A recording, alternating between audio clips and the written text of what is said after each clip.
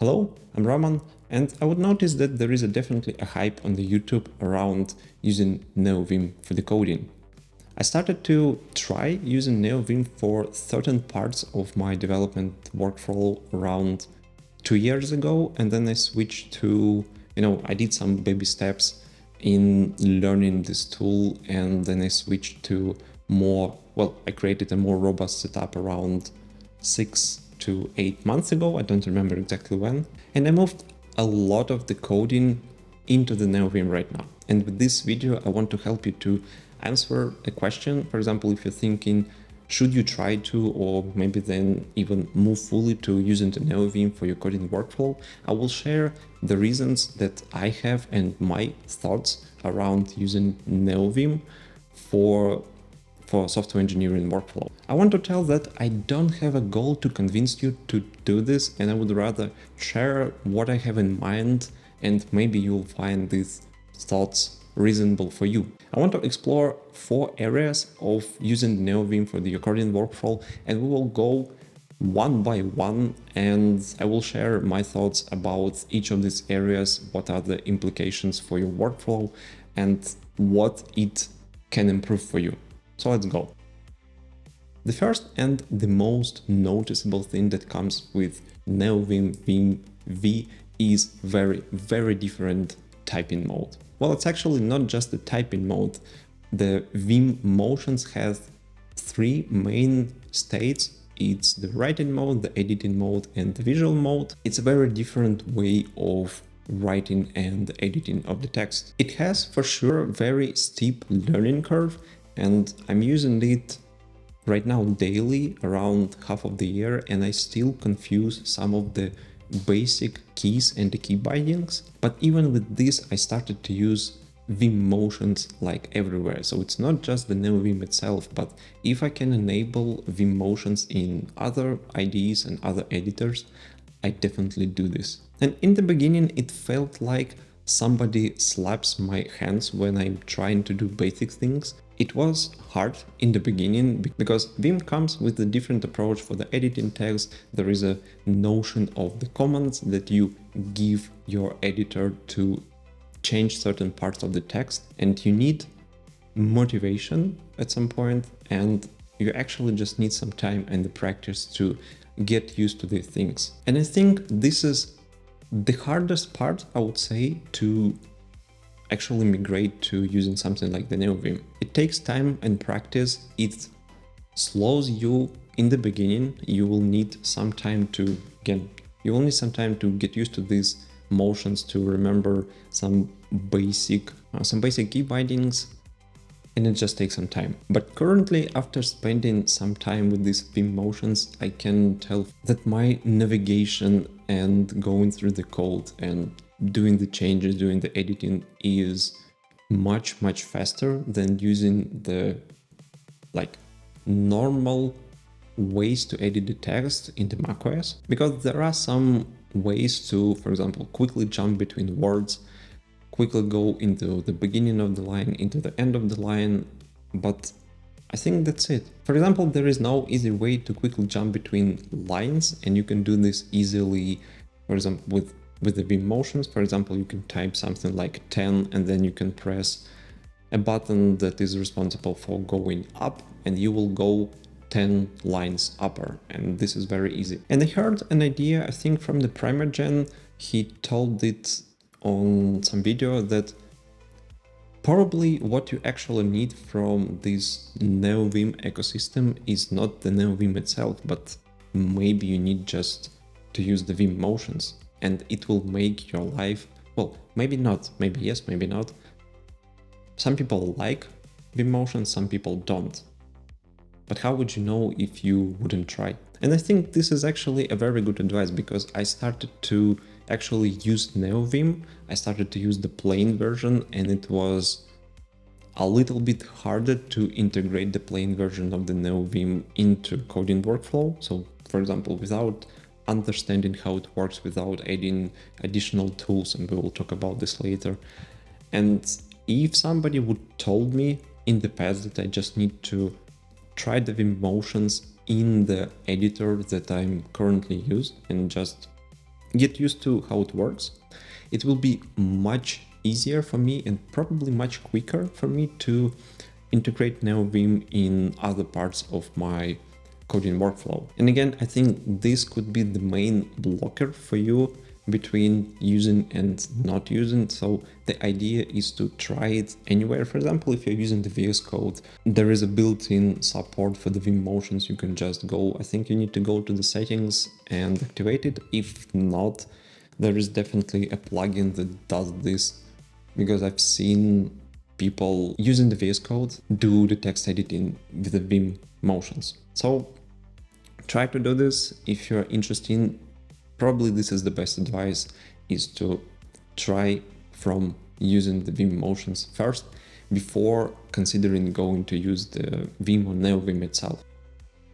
And the next area is how much customizable the NeoVim it is. You can custom like everything, like literally everything. There are tons of the plugins, and the NeoVim comes with certain abilities like built in right away. For example, if I remember correctly, the LSP integration comes with the NeoVim by default, but for example, for the Vim, you have to integrate it with some sort of the plugin. And then it's up to you. You can go with very minimalistic approach. You can just install NeoVim and use things that it provides by default, or you can use tons of the available plugins for the NeoVim that helps you create a full-blown IDE. Again, I started from using this simple config for the Vim.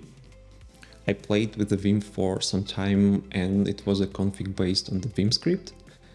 Then I actually switched to the NeoVim with the same config. Then the next step for me was to actually move from the Vim script into the Lua version. And the next step was I wanted to add the debugging. And back then for me it was a little bit complicated to do this properly, and I had at that moment of time, I think I had a very messy file config, so I decided to switch to one of the popular bootstrapped versions, like bootstrap configs. For example, right now I'm using the version of the config that is called Lazy Vim. It is based on the Lazy plugin manager, and it comes with several pre-configured plugins that are very good for the beginner. For example, if you want to try an IDE level of the NeoVim, you should try something like this. You can find on the YouTube videos with the comparisons, for example, Lazy Vim and others. I decided to go with the Lazy Vim just because I liked the number of the plugins that it has, and that was actually what I've been searching for. And once I started to use it, I disabled some of the plugins that, Lazy Vim provides, because I just don't use it. And what I have right now, I'm using the NeoVim mostly today for the Python development, for the Go and for the Lua scripting. And I can tell that from time to time I'm using it for the Ruby and for the things like Bash, CMake files, etc. But I would say mostly it's a Python and the Go. And I can tell that I have almost everything that most of the IDEs provide. Like I have the code completion, I have the debugging, I have the LSP, so I can go jump to definition, jump to the interface.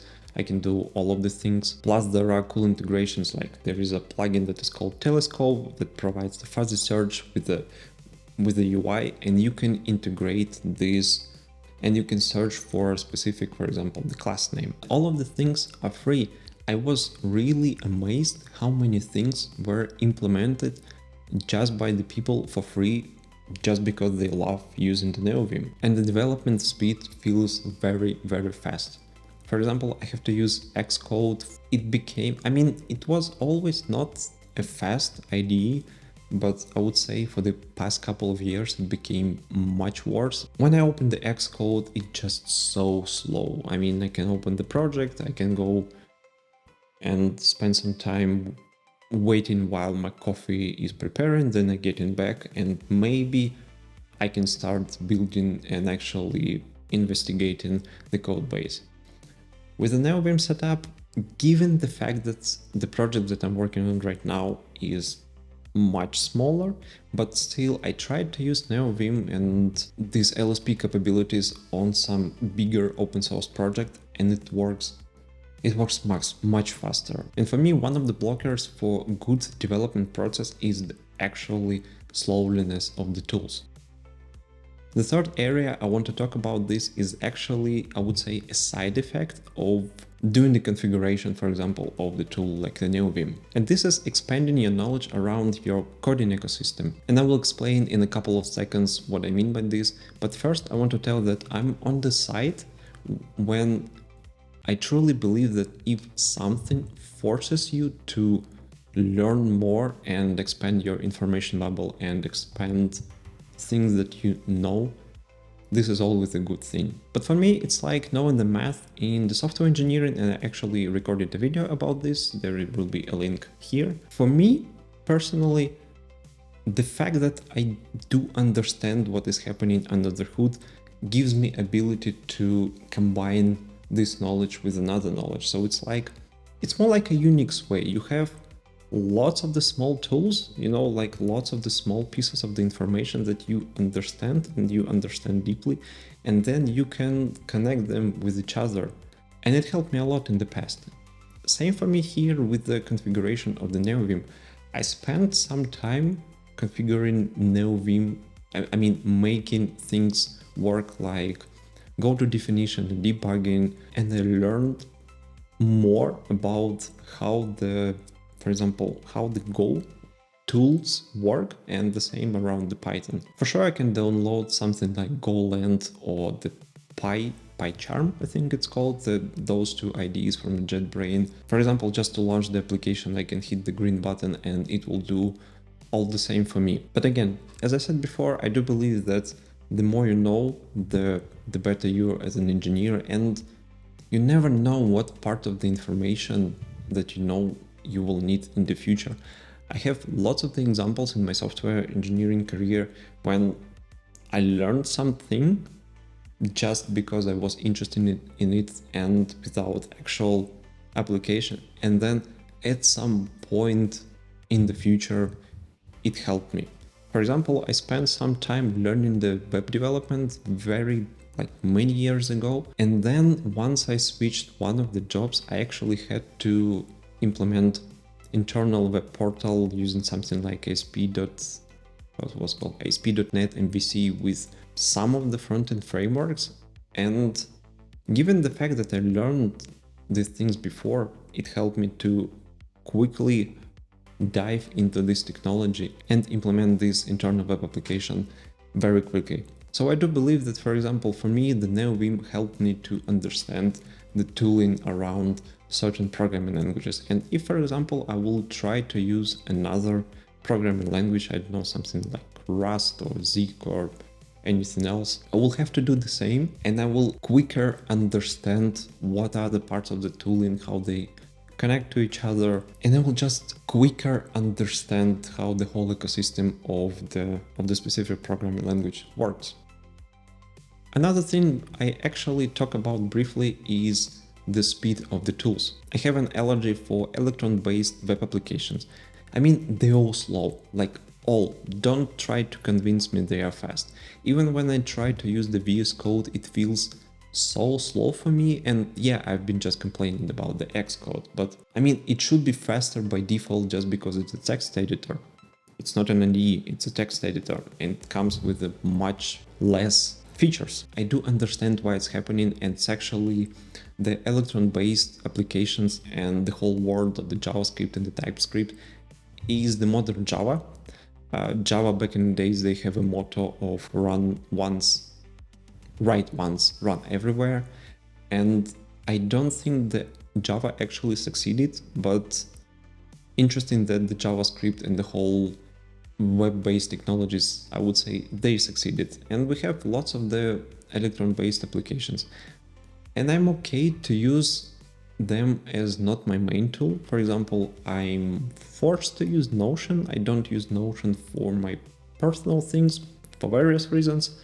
But one of the reasons is that the application that they have is the Electron-based and it's slow. I just feel, I can see that I hit the button on the keyboard and there is, 500 milliseconds delay between the hit and once it showed on the screen. I spent a lot of the time tweaking the UI for the iOS, so I have this internal threshold for 300 milliseconds for the animations, and I see it very clearly. So for me, all of the web-based applications are slow. And yes, once I started to use NeoVim for, I don't know if you can hear, but there is a huge rain here.